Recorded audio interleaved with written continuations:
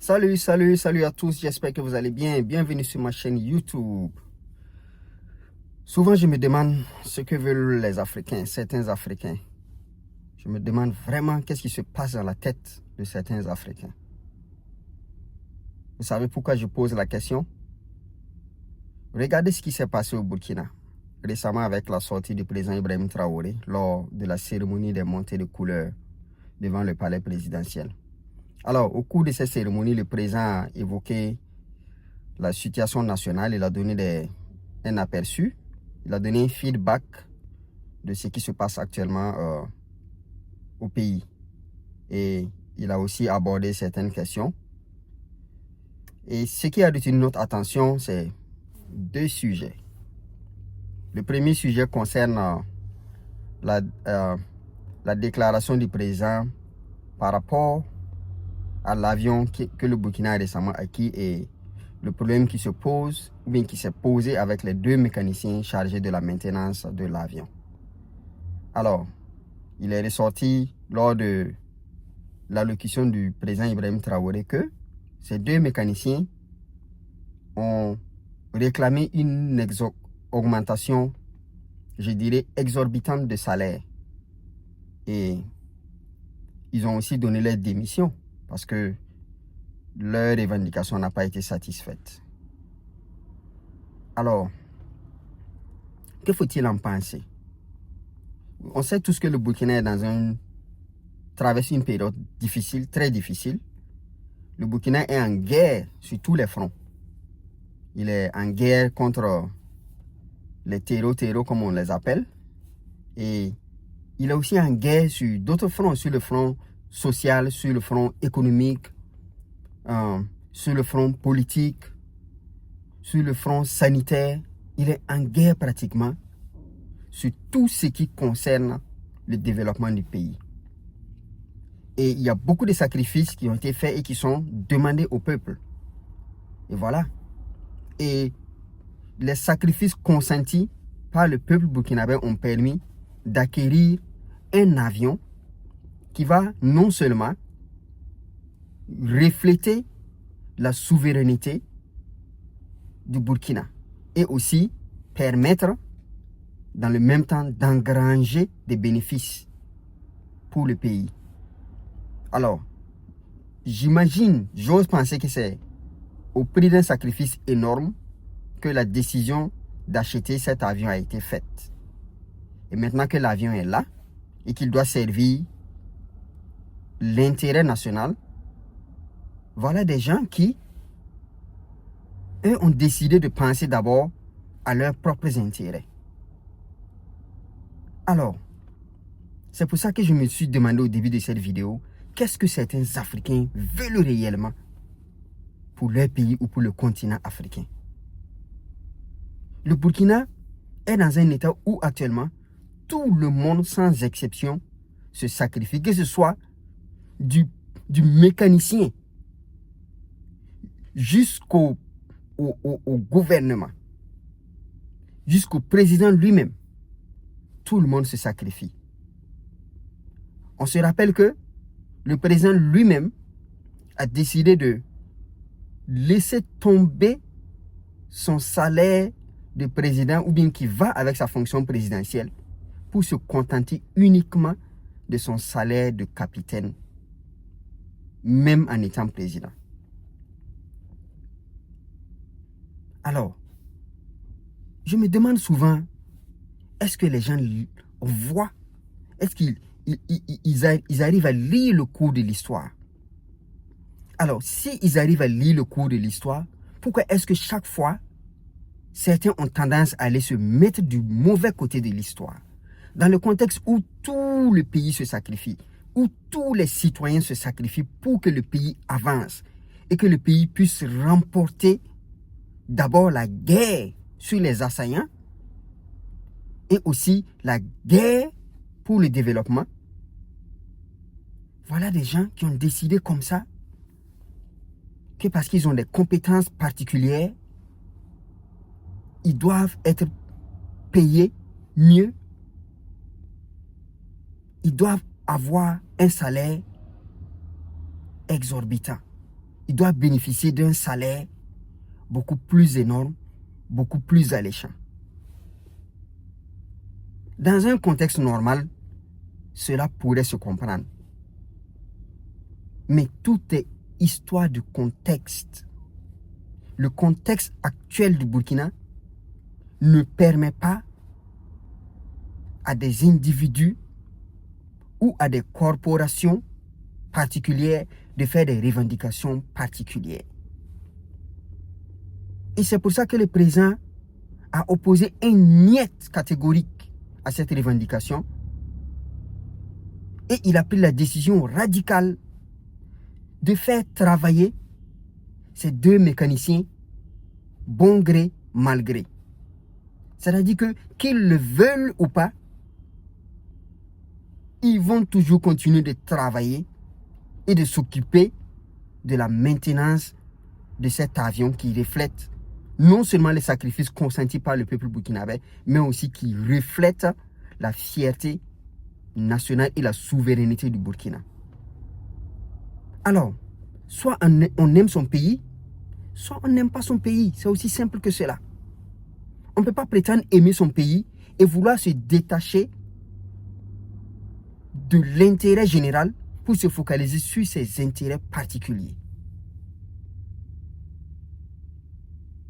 Camarade président, chapeau. Merci pour cette décision que vous avez prise de ramener l'ordre, ces deux individus à l'ordre. Imaginez un peu si le président ou bien le gouvernement avait accédé à la revendication de ces deux mécaniciens. Ça allait créer ce qu'on appelle un effet de chaîne. C'est-à-dire que toutes les corporations ou tous les corps de métier allaient aussi commencer à déposer leurs revendications, leurs exigences, leurs augmentations de salaire et on n'allait pas s'en sortir. Je ne sais pas si vous vous rappelez, il y a un entretien que le président avait donné il n'y a pas très longtemps et il a dit que, en fait, dans leur plan, dans leur vision, l'objectif n'est pas de diminuer même les salaires. L'objectif, c'est d'augmenter même les salaires. Mais ils avaient besoin de poser certains préalables avant d'en arriver là. Quoi qu'on le dise, le Burkina a amorcé une pente. Il a amorcé la pente vers la prospérité économique. Mais cela va demander de la patience afin que tout le Burkina et tous les Burkinabés puissent bénéficier du fruit de cette croissance économique dans laquelle le Burkina s'est engagé. Ça prendra un peu de temps. Il faudra que chacun soit patient et en temps opportun, nous allons voir les résultats. Et comme le président l'a dit, il y aura certainement des augmentations de salaire. Le gouvernement est conscient que le peuple est en train de consentir beaucoup de sacrifices. Et le moment viendra où nous allons récolter les fruits de ce sacrifice-là. Donc, c'est ça que j'ai demandé au début de la vidéo. Qu'est-ce que certains Africains veulent? Est-ce que certains Africains comprennent le sens du combat qui est mené actuellement dans ces trois pays de l'AES, à savoir le Mali, le Burkina et le Niger? Ces trois pays se sont enclenchés dans une dynamique de la défense des intérêts de leur pays, de leur souveraineté, de leur liberté, de leur indépendance sur tous les plans.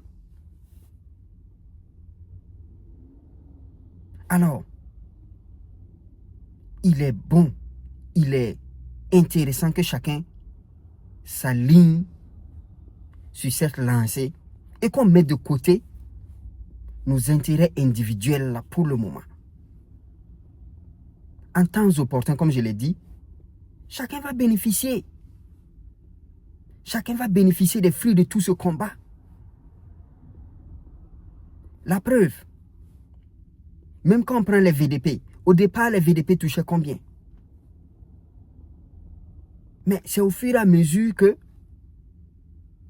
le président Ibrahim Traoré, son équipe et son gouvernement ont procédé à une augmentation de la paye des VDP. Et quand vous observez bien les VDP même, quand ils s'engagent dans ce combat, ce n'est pas pour l'argent. Ils le font d'abord par patriotisme, parce qu'ils aiment leur pays. Ils aiment leur patrie. L'argent est venu après se greffer au combat qu'ils mènent. Sinon, au départ, les VDP même ne réclamaient pas de l'argent. Ils n'ont jamais réclamé de l'argent jusqu'à présent. Ça, c'est un effort que le gouvernement fait pour les remercier par rapport au sacrifice qu'ils font. Et même ça, c'est dérisoire. C'est dérisoire comparé au sacrifice qu'ils font, au combat qu'ils mènent aux côtés des FDS. Et les FDS, c'est pareil.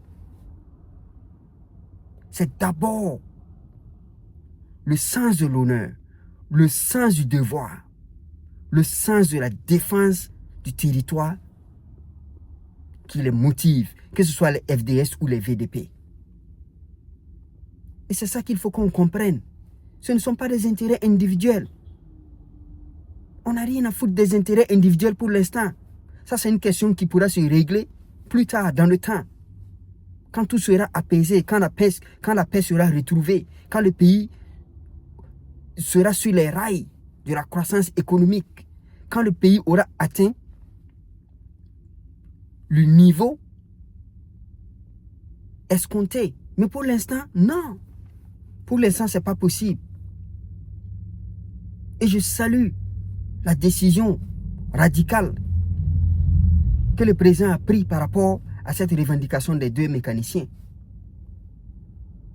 Il faut savoir raison garder. Le deuxième sujet qui va retenir notre attention, c'est cette affaire de détournement au sein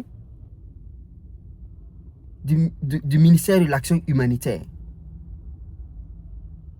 Vous voyez, c'est encore une histoire de contexte. On est dans un contexte où, je l'ai dit, beaucoup de sacrifices sont faits.